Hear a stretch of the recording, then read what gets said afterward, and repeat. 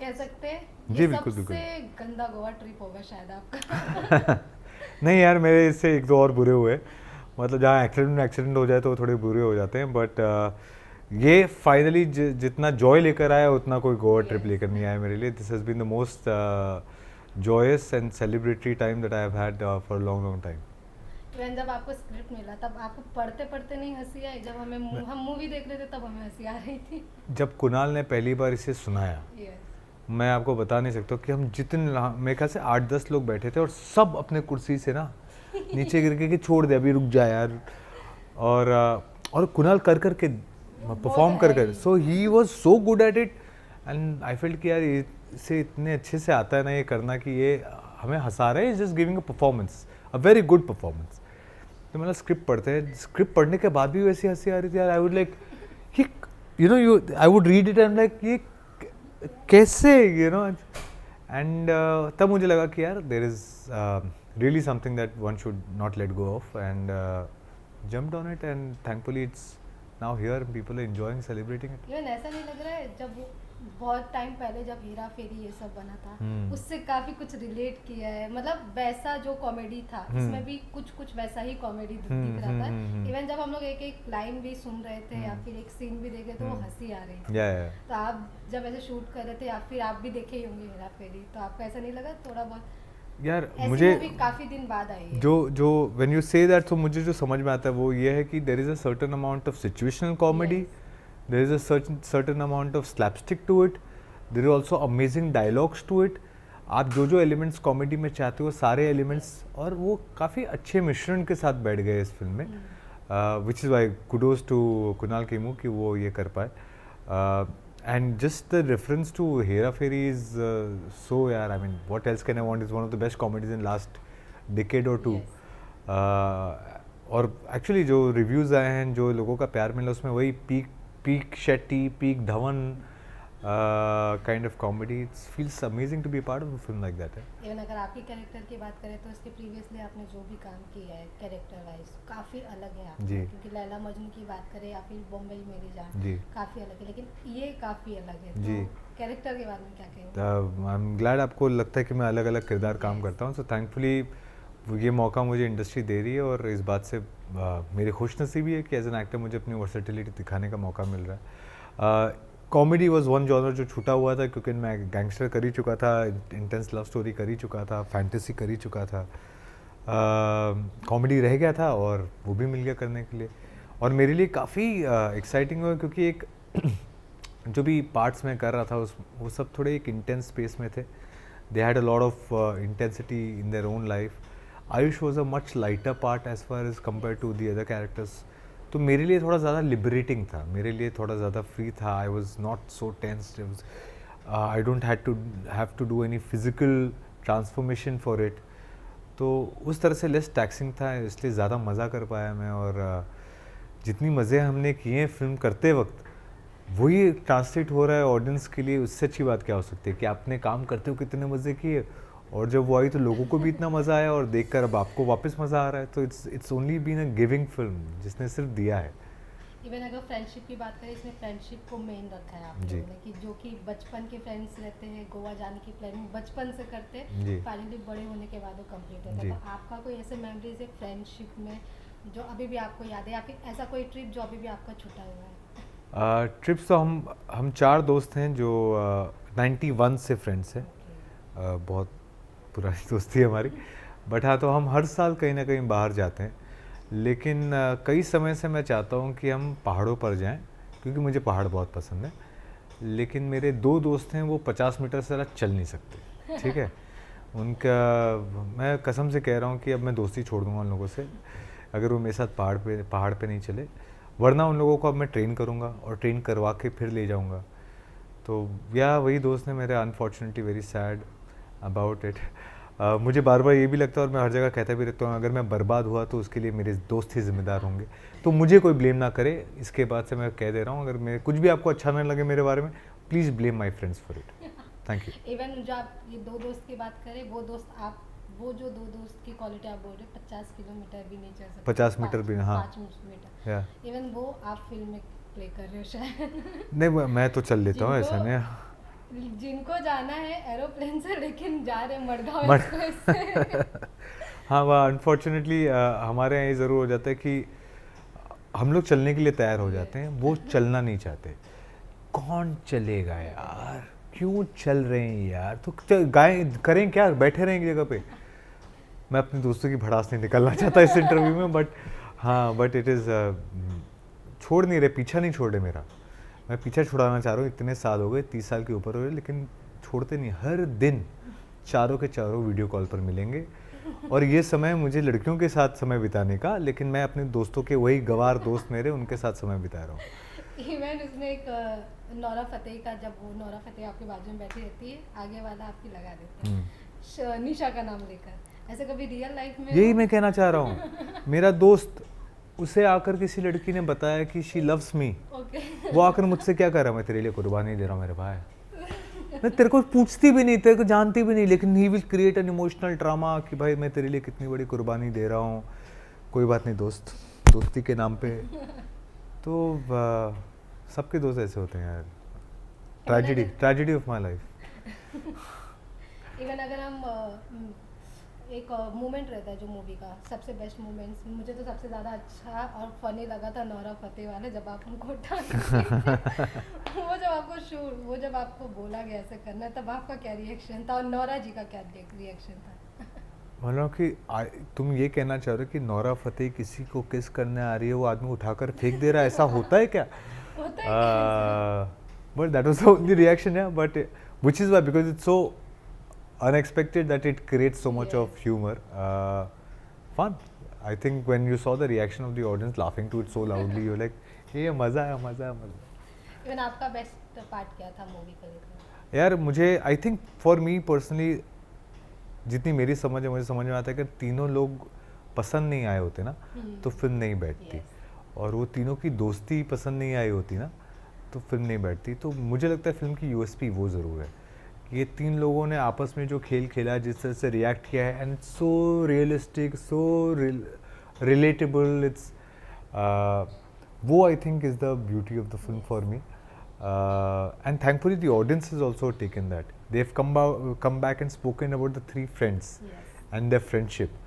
I think that's a big win, yeah. That is what gives you this idea कि ये अगर ढांचा है तो इसके साथ बहुत सारी चीज़ें बन सकती है, लेकिन ये ढांचा स्ट्रॉन्ग था, and people liked it, so I think for me 3 idiots के बाद ये तीन की जोड़ी ही जोड़ी। थैंक यू यार, if that happens that's wonderful. अगर बात करें कि बॉलीवुड दीवा, एक तृप्ति डिमरी और नौरा फतेही, आप दोनों के साथ काम करते हैं जी, तो दोनों में आपको क्या कुछ अलग लगा, या फिर दोनों में आपको क्या कुछ अच्छा लगा? आई थिंक दोनों ग्रेट परफॉर्मर्स हैं। Nora, I've known Nora as a dancer before I met her, and the beauty is after this film people have started talking about Nora the actor, so it feels really nice that this film was able to create that thing for her. For Tripti, I feel we did 2 films, Laila Majnu and Bulbul, and both of them has given her the credibility of being a good actor. तो मैं बैठे बैठे ना दोनों के लिए थोड़ा credit ले लेता हूँ कि देखा मैं हिस्सा बना था, तुझे अच्छा एक्टर मिला, नौरा देख मैं एक्टर बना था तुझे, so I will take some credit for it, है ना। Even after Animal, Tripti Dimri को भी नेशनल क्रश का टैग दिया जी। आप जब उनके साथ काम किया, आपके से उन पर कभी क्रश आया क्या? आप उनसे पूछो, उनको मेरे ऊपर आया होगा। मैं एक क्रश से मेरा काम नहीं चलता, मैं 15 क्रशेस चलाता रहता हूँ एक साथ। और अगर बात करें इस अपार्ट फ्रॉम एक्टिंग, आप डब भी कर चुके हो जी, तो उसके बारे में क्या, मतलब पहले आपको और मिमिक्री करना पसंद है, डब करना पसंद नहीं, है? मिमिक्री नहीं करता मैं, बट आई यार शुरू में जब काम थोड़ा ऊपर नीचे होता था ना, तो I used to do voice overs.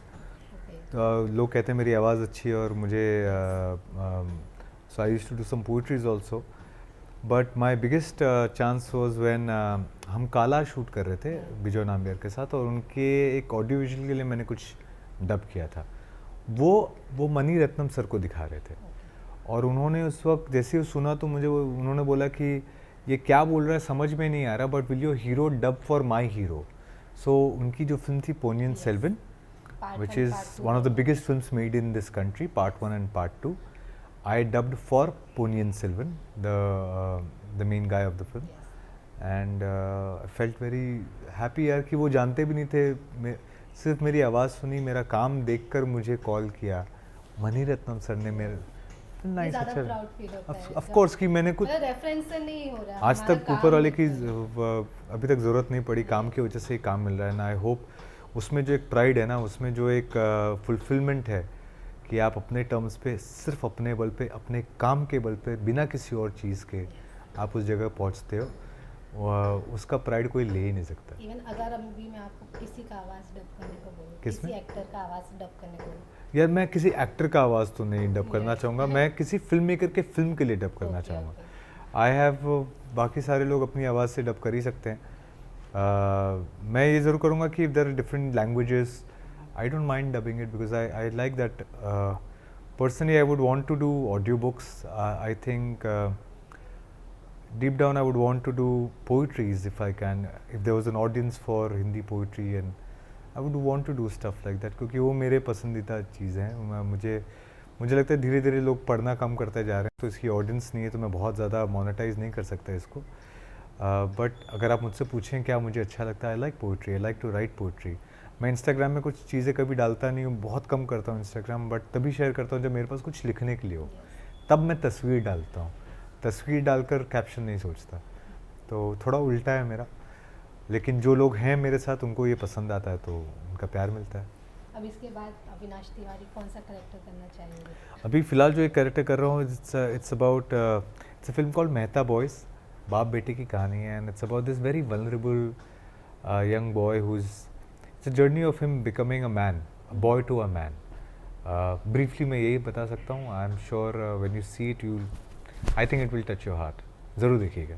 Even हर एक एक्टर का, आर्टिस्ट का सपना होता है कि एटलीस्ट इसके साथ मुझे काम करना है, मतलब किसी का रहता है, ड्रीम रहता है, तो आपका कोई ऐसा है? यार मेरे सारे सपने पूरे होते जा रहे हैं, मैं क्या करूँ, मतलब कितनी जल्दी जल्दी बनाते जाऊँ। मतलब मैं अमिताभ सर के साथ काम करना चाहता था, बच्चन सर के साथ, I got a chance to do that. मैं इम्तियाज़ सर के साथ काम करना चाहता था, उनके साथ काम करना मिल गया। मैं अनुराग सर के साथ काम करना चाहता था, उनके साथ मिल गया। मैं करण जौहर के साथ काम करना चाहता था, मुझे उनके साथ मिल गया। मैं नीरज सर के साथ काम करना चाहता था, मतलब इट्स सो अब मुझे थोड़ा अलग सोचना चाहिए। मुझे ऐसा लगता है अलग में कैसा, मतलब जैसे कि अब मैं ये चाहता हूँ कि मेरे साथ कौन काम करना चाहता है, मैं उस तरह से चाहता हूँ कि लोग सोचें कि अरे I want to work, the director से that I want to work with Avinash. तो मुझे उस लाइकेट का बनना है जहाँ पे जो बड़े बड़े डायरेक्टर्स हैं वो कहें कि मेरी फर्स्ट चॉइस अविनाश तिवारी है। If I am able to do that. Even OTT के बाद थिएटर में जब मूवी रिलीज हुआ तो आपका क्या रिएक्शन था? मतलब मज़ेदार, it's been a while I came into the theatres. The first time I came in theaters was in 2017, then 2018 with Laila Majnu, and this is after 6 years। ये बीच में 2 साल कोविड भी आ गए।